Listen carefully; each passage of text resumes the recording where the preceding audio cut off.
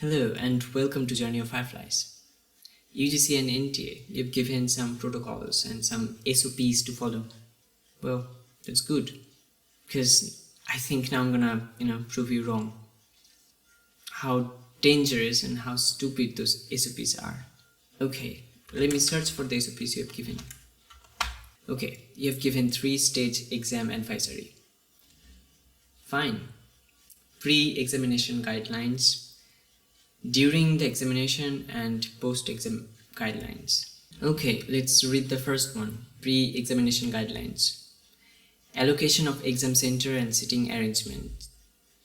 So that's so good of you to think that you've given the first choice to many students, but you should really think that these exams you're conducting, these all are national level examinations. So the students who will appear in these exams will come from any part of this country. So that means that student who is coming from a city, suppose a city named A, won't have the choice available that they will get the exam center in their city, in their hometown. So they have to choose some other cities to give the exam, and hence they will choose something so far away from their hometowns. So not a good plan. I don't think that's a good plan. And about your sitting arrangements, well, you're thinking that you will maintain social distancing, and that's how you won't let them catch the virus. You're really wrong about this. If you're thinking that making someone sit on the first seat, then to the next seat you will keep it null, then to the next one you will there will be another student, and that's how you will just maintain the social distancing, keeping a distance between them like 2 feet. Well, you're really wrong about this. First of all, you're conducting the exam in a closed room, all right? And how this virus spreads? Well, first of all, this virus spreads mainly through air droplets, all right? So when I'm breathing out, so many respiratory droplets are getting out of my mouth and nose, and it's staying in the air. And if I introduce a current or a wave of air, like I'm just moving this hand and the air in front of me is moving, and those particles which are suspending in the air, which were suspending in the air, now just moves with the flow of the air. Alright, so it's called a turbulent flow, by the way. It's not a streamline flow. So it's getting mixed with this environment, and it's a closed room. So if so many people are breathing out together, then the number of variants will also increase inside of that room, and the risk of getting infected for each and every student will increase. So no social distancing will keep them from getting infected. And to show you this thing, I will conduct an experiment, alright, by which I will just prove you wrong. So I'm wearing this mask, but you can use any mask you want, N95, surgical, anything, alright? And I have this perfume. It's not a perfume, by the way, but still it has a smell, so we can use it. Alright, so the main experiment would be like, I will spray these, okay?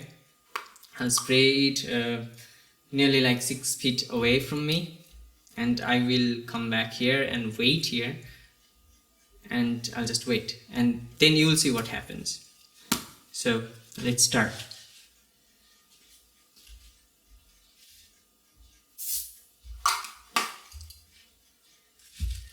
Okay, so I sprayed that perfume nearly 6 feet away. I mean, it's more than 6 feet away actually, and I'm waiting here. And now I'm getting the smell.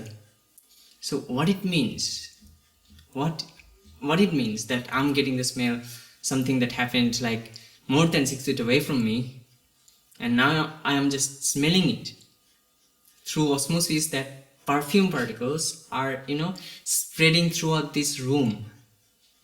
In the same way, those variants of virus particles will also spread throughout the room you will conduct your exams.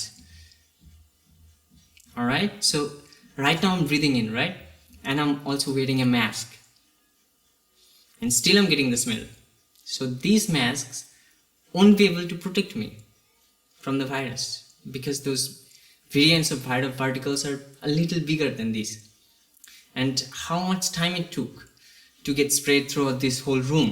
It didn't take 1 minute, it took some seconds. Well, definitely the exam center you'll choose will be, bigger than this, but there will be an AC maybe. There will be, fans conducting the air. I'm not running fan right now, so, it will spread more quickly. So this one experiment just proved that you're just so wrong about it. Okay, now let's move on to the next one. List of permitted items. Alright, it's nothing. Exam center location link, it's also nothing. Training of staff members. Alright, so right now you're thinking that you will train your staff members so that they will know each and everything about this virus and how to protect themselves from the virus. Well, let me tell you this thing. So many doctors and so many nurses were trained for this particular reason, and the result, what happened. They even got infected. They even couldn't save themselves from the virus. And one thing more, those trainings will definitely be, more professional than these trainings.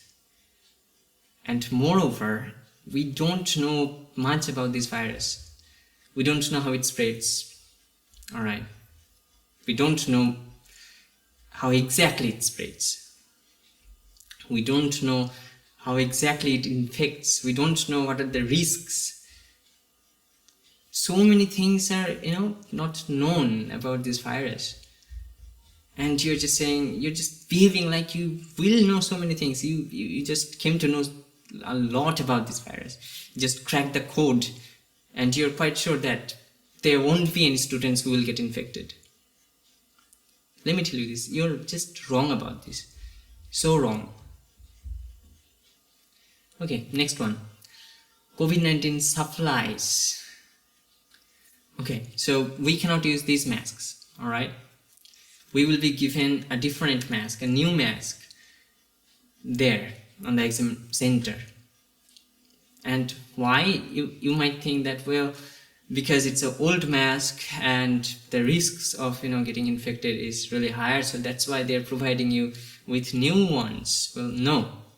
The main reason is you will cheat. You can cheat like this, like writing something else there and just reading it out and just writing it down. So for preventing such things, they're just giving you new masks.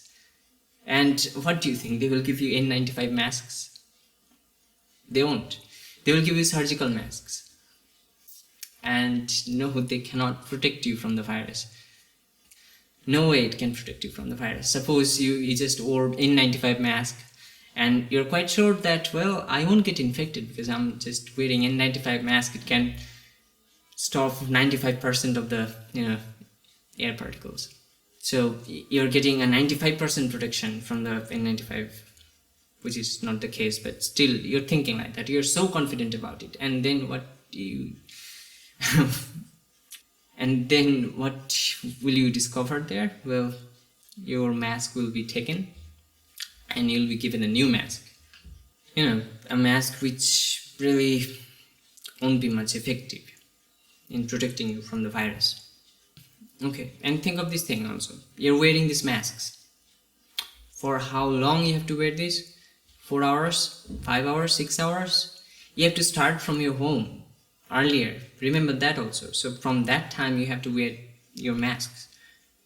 Alright, so it's more than like 6 hours. You have to continuously, wear this mask. And those who are having asthma or some other, breathing problems, how can they wear their masks for hours after hours? Will you take the responsibility? If they cannot breathe, you won't. And even normal people cannot wear masks for that long. Your leaders, they cannot wear their masks properly. They wear either like this, so the whole face is just uncovered, or like this, their nose is uncovered. So even they cannot wear it. And you're just telling us to wear it for like more than 6 hours. And you're also saying like wearing, gloves. How will they write down in exam? There will be OMR sheets and you have to, write it with accuracy. It's not really possible to, maintain an accuracy wearing those gloves or anything like that. And moreover, they will be in a constant pressure, alright? Someone, in front of me, or maybe just who is sitting beside me is infected. Maybe I will get the disease. Maybe I will get the disease from him, or maybe from her. I don't know. Or maybe from the invigilator. I don't know anything about it. I'm in a constant pressure right now, and nothing is coming, and I cannot answer my questions. So what's the point of conducting your exam? Just giving exams is not the way, right? You just give your exam and just come back. It's not like attending the exam matters to you the most. It's not about the attendance, It's about the performance, how well you're performing in the exam. And if the situations are not, going well with you, how can you give the best of you? You cannot. And preparation of exam center. One day prior to the exam centers would undergo complete sanitization. Well, what will you do with sanitizing your whole hall, exam hall? This virus mainly spreads through air droplets, respiratory droplets. When I'm breathing out, it's just getting out from my body. It cannot live on the surfaces for a long time. Alright, so by touching a surface, you'll get the disease. It's not the case. You will need a viral load, and from the surface, it's really unlikely that you will get the disease. It's mainly from air droplets, or the surface you're touching should have, a lot of viral particles on it. Otherwise, it's not really possible. So sanitizing your hall, what will it do? Nothing. Okay, let's move on to the next one. During the examination, entry of candidates. So before giving the exam, students would undergo thermal scan. It's ridiculous, I'm giving you some scenarios, alright? Suppose a student who is having a fever, he just took a paracetamol or Calpol or anything like that, and you're now just running a thermal scanner on his forehead. You won't get the temperature, you won't get the reading that he's having a fever or something like that. So it can easily be manipulated. They can easily trick that. Alright, so now they entered in their examination center and they are infected maybe, and now they can spread it to some other people. Okay, that's the scenario 1. Now scenario 2, there are normal fevers like seasonal flus or something like that, and there are COVID-19 flu. So suppose a student with seasonal flu or normal fever got detected on that thermal gun. Alright, and now they're asked to sit for the exam with others, okay, who are most probably infected. Alright, so that normal fever person, or that student who is having a normal fever, will get COVID-19 there. So you see the problem there? And those who will be said like you have to give exam in a different room or separate room, what will be their mental condition? and how they can give the exam. Okay, next, videography of exam. Fine. 50-50 formula for invigilators. Only 50% of the invigilators, would be assigned to work for the first time, and then the 50% will be allowed to enter. Nothing will happen inside. It will be the same thing. So, not a good plan either. Post-exam guidelines, exit policy. They have to, get out from the exam halls one by one. It's not a good thing. By this time they already have, got the disease, so nothing will work. No overcrowding at exam centers. Well, after exiting, the students will not be allowed to, to overcrowd the campus. Well, okay, so you're thinking about the students. What about the parents? What about the guardians? They will come also along with these students, and they will stay there. And can you just keep them away? Can you keep them separated? You cannot predict their nature. You cannot predict their behaviors. How will they behave? We are social animals, alright? So you cannot keep two parents from, interacting with them, or like making a conversation, or just being together. You cannot. So students will also get the disease, parents will also get the disease. Fine. Well, I just like to say one thing, the whole system is corrupted, alright? And this is a kind request to all of the parents who are watching this video. If your child's life is important near you, don't just send them. Don't force them, just you have to give the exam, otherwise you lose a year. Don't force them. It's so dangerous. Alright, it's so dangerous. So just don't. If they lost 1 year, it's not a big deal. They can still continue living. They can still do something else. It's just losing 1 year doesn't mean just it's the end. It's the end of your career. It's the end of your life. It doesn't mean that. Try to understand that, and try to be, a little bit understanding to your child. They are going through a lot, and if you force them that you have to give the exam, you have to go to the centers, they can do so many things. You just don't know. So it's my humble request to all the parents, because I cannot, change the system, but just a request to all of you who are watching.